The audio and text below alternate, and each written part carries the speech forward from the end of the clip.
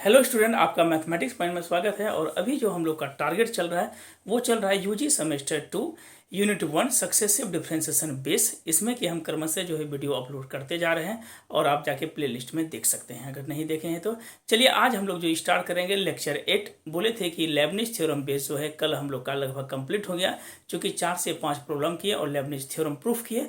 और इसी से रिलेटेड जो है हम लोग के जस्ट बाद जो शुरू होता है एक्सपेंशन में state and proof Taylor's theorem start होगा।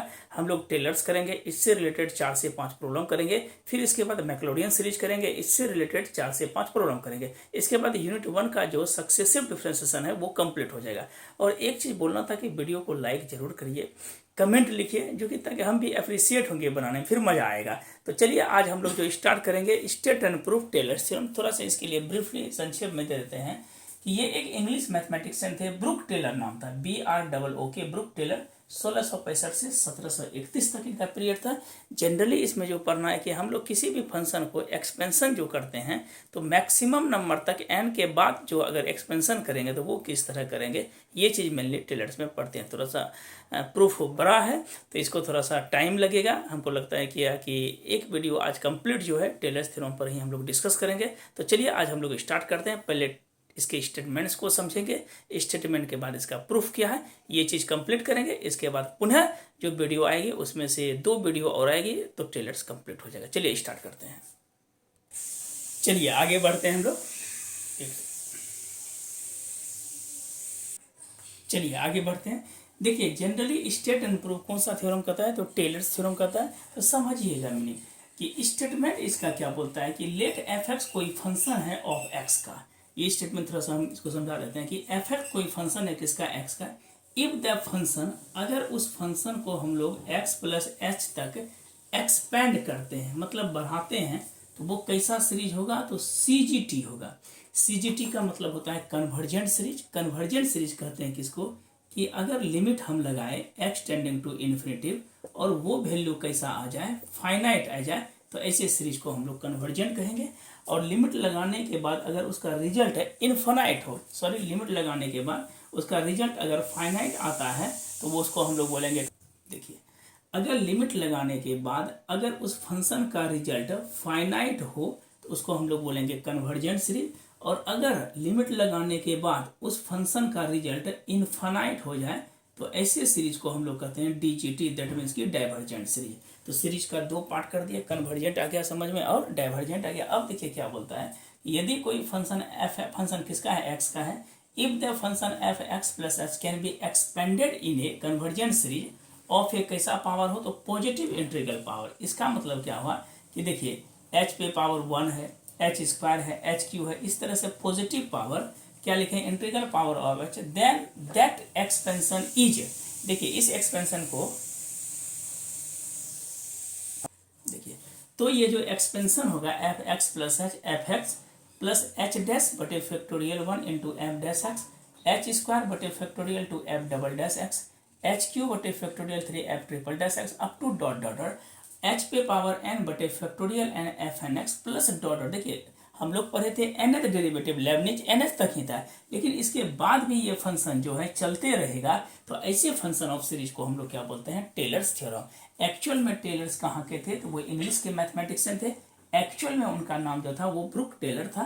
1665 से लेकर 1731 तक इनका पीरियड है। ये स्टेटमेंट है, ये सिर्फ समझाने के लिए हम किए हैं। इसका अच्छे से आप स्क्रीनशॉट ले लीजिए और बेहतर ढंग से आपका जो है धीरे धीरे हम लोग स्टार्ट करने वाले हैं। चलिए हम लोग जो है इसका स्क्रीनशॉट आप लीजिए, इसके बाद हम लोग प्रूफ करते हैं। थोड़ा सा लंबा थ्योरम है तो चलिए स्टेप बाय स्टेप हम समझने की कोशिश करेंगे। ये स्टेटमेंट है, स्टेटमेंट के बाद हम लोग प्रूफ में आते हैं। चलिए हम लोग आगे बढ़ते हैं। देखिए प्रूफ में क्या लिखना है, थोड़ा सा लिख दिए कि let us suppose that f(x) अगर possesses डेरिवेटिव या possesses derivative of every order in close interval. कहने का क्या मतलब है कि a से लेके हम इसको कहाँ तक बढ़ा रहे हैं, a + h तक, और f(x) को हम लोग एक्सपेंडेड कर सकते हैं इन द फॉर्म ऑफ कैसा सीरीज, कन्वर्जेंट। अभी जस्ट बताएं कि ऐसे सीरीज को कन्वर्जेंट बोलेंगे जिसमें कि हम लोग क्या करते हैं कि जिसका लिमिट लगाने के बाद वैल्यू कैसा है, फाइनाइट आए। तो हम लोग क्या करते हैं इसके लिए कि लेट एक फंक्शन मान लेते हैं a0 + a1h + a2h² + a3h³ से लेकर डॉट डॉट AN H पे पावर n से प्लस डॉट डॉट इक्वेशन 1 मान लिए, जहां पर A0 A1 A2 A3 से लेके AN तक जो है ये मेरा कैसा है, function of x independent of h है। तो मेनली जो हमको now we have to determine the value of A0 चाहिए, A1 चाहिए, A2 चाहिए। देखिए किस तरह से हम लोग निकालेंगे। डिटरमाइन जो करना है तो सबसे पहले हम लोग क्या करते हैं, इक्वेशन 1 को कि differentiate with respect to h करते हैं। Differentiate with respect to h, कौन सा, इक्वेशन 1। तो ये मेरे पास कितना हो जाएगा, तो f dash x plus h is equal to A0 का तो वैल्यू 0 हो जाएगा, प्लस A1 h के साथ रेस्पेक्ट में है तो h का मान क्या हो जाएगा, 1 हो जाएगा, प्लस A2 h स्क्वायर का क्या होगा 2h, plus A3 h Q का हो जाएगा 3h square up to dot dot dot. अब हम लोग क्या करते हैं, चूंकि A0 का भी वैल्यू चाहिए तो A0 का वैल्यू निकालने के लिए पहले क्या करते हैं, h का मान हम लोग 0 पुट करते हैं। इसमें अगर 0 पुट करेंगे फ्रॉम 1 में तो फंक्शन क्या हो जाएगा, f(x plus 0) is equal to कितना होगा, A0 प्लस A1। h का मान क्या कर रहे हैं, पुट 0, फिर A2 h स्क्वायर का मान 0 का square up to dot dot. तो हम लोग देखते हैं क्या कि f(x) का मान जो होगा वो मेरा क्या हो जाएगा, A0 हो जाएगा, A0 हो जाएगा। अब इसको जब f डैश x किए तो ये मेरे पास रिजल्ट क्या आ जाएगा, f dash x plus h is equal to, ये तो A1 हो जाएगा, ये हो जाएगा A2 इंटू 2h, फिर हो जाएगा कितना, A3 into 3h square dot dot dot up to. अब इसमें पुनः पुट करते हैं क्या चीज कि h का मान हम लोग 0 पुट करते हैं। जैसे पुट करेंगे 0 तो ये क्या हो जाएगा, f(x प्लस 0) इक्वल टू हो जाएगा A1 प्लस यहाँ पे h का मान 0 देंगे तो A2 इंटू 2 इंटू 0 और A3 इंटू 3 इंटू 0 का स्क्वायर डॉट डॉट डॉट। ये मेरे पास क्या हो जाएगा, f डैश x बराबर कितना हो गया, A1। इसको ABC रख लीजिए, ज़्यादा दिक्कत है तो हम इसको मान लेते हैं इक्वेशन नंबर A स्मॉल में, इसको मान लेते हैं इक्वेशन नंबर B। यहाँ पे स्क्रीनशॉट लीजिए, फिर आगे बढ़ते हैं। चलिए आगे हम लोग बढ़ते हैं। अब देखिए क्या सेकेंड के फिर से अगेन हम लोग डिफ्रेंशिएट करना चाहते हैं। Again differentiate with respect to h के रेस्पेक्ट में है, तो जैसे h के रेस्पेक्ट में करेंगे तो क्या हो जाएगा, f double dash x plus h is equal to, देखिए यहाँ पर तो A0 इसका तो मान 0 ही हो जाएगा, A1 का, A1 का मान भी देखिए, A1 का डिफ्रेंशिएशन ये भी 0 चूंकि पहले A0 था, A2 इंटू 2 h का डिफ्रेंशिएशन क्या हो जाएगा 1, प्लस फिर लिखेंगे A3 इंटू 3 h स्क्वायर है, तो h यहाँ पे देखिए A2 इंटू 3h स्क्वायर है, यहाँ पे 3h स्क्वायर है, 3 और h का मान क्या दे देंगे 0। अब बाकी जो भी पद आएगा वो मेरा क्या हो जाएगा, 0 ही होगा। तो हम लोग लिख सकते हैं f double dash x plus h is equal to कितना हो गया, 2A2 प्लस 0 प्लस 0। अब पुनः जो है h का मान क्या करते हैं, 0 पुट करते हैं, तो लिख सकते हैं f dash x plus 0 is equal to कितना हो जाएगा, 2A2। Therefore A2 equal to क्या हो जाएगा, half f double dash x हो जाएगा। यहाँ पे इसको हम लोग मान लेते हैं इक्वेशन नंबर C। फिर से जब डिफ्रेंशिएट करते हैं हम लोग क्या करते हैं, again differentiate with respect to h, तो ये हो जाएगा f triple dash x plus h is equal to क्या हो जाएगा, ये भी पार्ट 0, ये भी पार्ट 0, ये भी पार्ट 0, ये कितना हो जाएगा, देखिए 3 इंटू A3 है, A3 इंटू 3h स्क्वायर है, तो 3 दुना कितना हो जाएगा, ये तो 6h हो जाएगा, फिर डॉट डॉट डॉट चलते रहेगा। अब देखिए जैसे x का मान हम लोग h का मान हम लोग क्या पुट करते हैं, 0 पुट करेंगे, h का मान हम लोग क्या करते हैं 0 पुट करेंगे, तो ये हो जाएगा f(x plus 0) f double dash, ये हो जाएगा कितना, तो 3 दुना 6A3, h का तो मान यहाँ पर 1 हो जाएगा क्योंकि 3 दुना 6h होगा ना। आगे बढ़ेंगे 3 दुना 6h इंटू कितना हो जाएगा 1, तो A3, एक मिनट 3 इंटू एक्स, हाँ ठीक तो है, तो 3 दुना यहाँ पे 3h स्क्वायर हुआ, फिर 3 दुना कितना हुआ 6h, हाँ ठीक है, h का मान क्या हो जाएगा 1, डबल में कितना है यहाँ पे देखिए 3 इंटू एच हो गया, 3 दुना, यहाँ पे थोड़ा सा मिस्टेक हुआ है कि A3 किए 2:1, ठीक है, 3 दुना कितना हो जाएगा यहाँ पे 6h होगा, तो यहाँ पे 6 और h का मान क्या हो जाएगा 1। अब सही है A3, तो हम लोग लिख सकते हैं A3 बराबर क्या होगा 1/6 into f triple dash x हो जाएगा। इसको मान लीजिए इक्वेशन नंबर D। चूंकि यहाँ पे देख लीजिएगा 3 दुना 6h डिफ्रेंशिएट करते थे, यहाँ पे लिखते हैं। अब क्या करते हैं, जितना भी वैल्यू है सबको जो है जो ओरिजिनल इक्वेशन है उसमें पुट कर देंगे, बस मेरा रिजल्ट आ जाएगा। चलिए आगे बढ़ते हैं, स्क्रीनशॉट ले लीजिए आप। चलिए आगे बढ़ते हैं हम लोग। अब इसके बाद क्या करते हैं, ऑल वैल्यूज को हम लोग जो है ऑल वैल्यूज को that is called A0, A1, A2, A3 से लेकर डॉट डॉट जो लेफ्ट इक्वेशन में माने थे उसमें हम लोग क्या करते हैं, पुट कर देते हैं। तो जैसे हम लोग पुट करेंगे तो ऑब्वियस हो जाएगा, क्या हो जाएगा, एफ एक्स प्लस एच। पहला का क्या माने थे हम लोग, A0 माने थे, तो A0 की जगह हम लोग क्या लिखे हैं, देखिए पिछले में लिखे हैं A0 की जगह एफ एक्स लिखे हैं, फिर A1 की जगह हम लिखे हैं H into F dash x, चूंकि उसमें एच आया था। फिर A2 की जगह लिखे थे एच स्क्वायर बटे फैक्टोरियल 2, चूंकि फैक्टोरियल 2 को हम लिख सकते हैं 2:1, इसके सेकेंड में कुछ तो क्या है 1 है, यहाँ पर क्या आ जाएगा एफ डबल डैश एक्स। फिर इस तरह से देखिए A2 निकला है, A3 की जगह लिख सकते हैं एच क्यू बटे 6 को लिखेंगे फैक्टोरियल 3, ये हो जाएगा factorial 3 into f triple dash x up to dot dot dot. अगर n तक लिखना है तो लिखेंगे एच पे पावर n बटे factorial n into f n x. यही मेरा जो है टेलर्स क्या हो गया, प्रूफ हो गया। तो ये मेरा कंप्लीट था टेलर्स। 1 से 2 बार आप वीडियो देखिएगा, आराम से आपको समझ में आ जाएगा।